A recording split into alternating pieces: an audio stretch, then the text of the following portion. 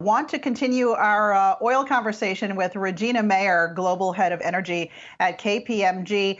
Regina, let me just ask this sort of broad question. This surge we're seeing in energy right now, is it the kind of oil shock that you think could actually trigger a recession?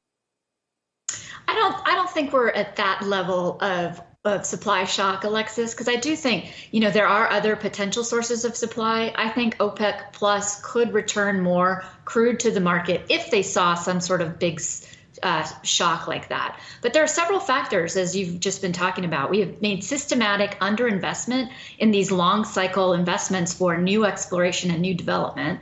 We see pre-pandemic demand levels returning. IEA predicts we'll be at about 96.2 million barrels per day in demand against 100 million sort of pre-pandemic. And then the industry is also suffering from some of the issues affecting concerns around holiday shopping, right? The supply chain challenges of truck drivers getting fuel delivered to certain locations and shipping delays. So all of that together is creating this mini perfect storm that's driving commodity prices to 7-year highs. And Regina, over the last year and a half, we really saw a curtailment in the, I think you could call it really a change in the business plan around the Permian shale output. It's no longer grow at any cost. In fact, it's been that way for a few years. Trying to return money to shareholders under the old regime, not happening anymore. But we've seen the Baker Hughes rig count edge up in recent weeks. I believe that would be in response to higher prices.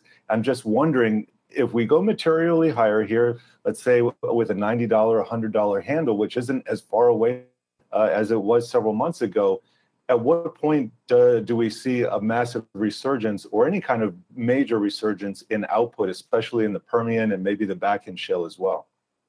I don't think you end up seeing a massive resurgence, but that's why I think OPEC Plus could return some crude to the market, because there is going to be a sweet spot at which either or both demand destruction takes place or U.S. shale activity gets spurred. And I think that could be like a $90 per barrel. What's interesting is Baker Hughes rig counts historically have followed price increases like this up with the same sort of curve. And in the last 6 months, we've seen them stay really, really quite flat and disconnect from the price increase curve. We would not have seen that in the past. So I think there's going to be some level of more minimal activity as they return that cash to the shareholders. But it's just going to get to be where it's too lucrative not to move forward with some new projects. Well, let me just follow up on that. Oh, sorry, Alexis, go ahead. No. Go, Jared. Go right ahead. Well, you mentioned OPEC Plus, and I just wanted to see, since you're giving out price levels here, and I always appreciate that, what does OPEC Plus need to see in order to dial back maybe its admittedly very gradual increases here of 400,000 per month? Well, I do shy away from putting predictions out there, but let's remember that the last year and a half we've had really poor pricing in general for crude. And so those countries have significant budget deficits. Typically $80 to $90 is what they need to break even. So they're still balancing their own budgets and driving that back. That's why I was not surprised by the decisions that they took recently. They're not going to be in a big rush to return supply to the market, despite the entreaties from other parts of the world to do so. And I think they're enjoying this 80-ish, 80 to 85 maybe. I can't see them letting it get to 90 if you put a gun to my head and made me make a prediction. Okay, we're gonna hold you to that. I want to get your take on what we're seeing in Europe right now. We've got soaring gas prices, natural gas prices, and a lot of that is encouraging more utilities to actually switch to carbon-heavy coal at a time when we know the world has become much more sensitive to climate change, thankfully.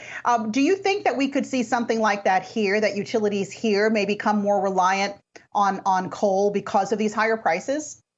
I hope that in the U.S. we would learn from the microcosm, which is Europe right now, right? So Europe they're overly reliant on a smaller select group of fossil fuels, fuel generation sources in general.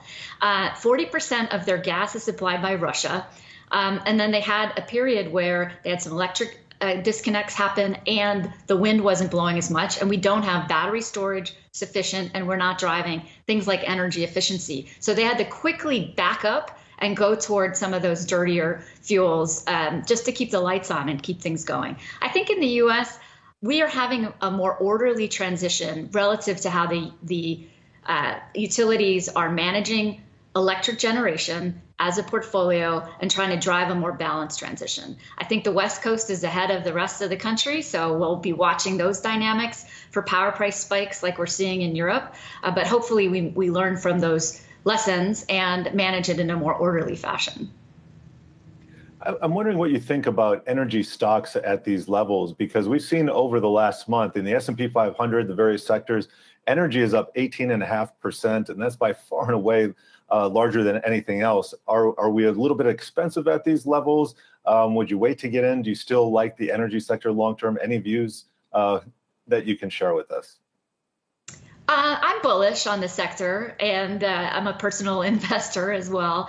I think that we're still in at least a decade where we really need what these companies provide. And many of them are figuring out how they're going to decarbonize, be through carbon capture or hydrogen or improved battery storage. And so they're learning to pivot, but they're also the ones that we would rely on to make these long cycle investments to provide the power that the planet needs today. So I personally don't think they're pricey. I think they're finally getting toward the valuations that are warranted, and I think there's still upside. All right, we're going to leave it there. Regina Mayor, Global Head of Energy at KPMG, and Jared Blikre, thanks so much.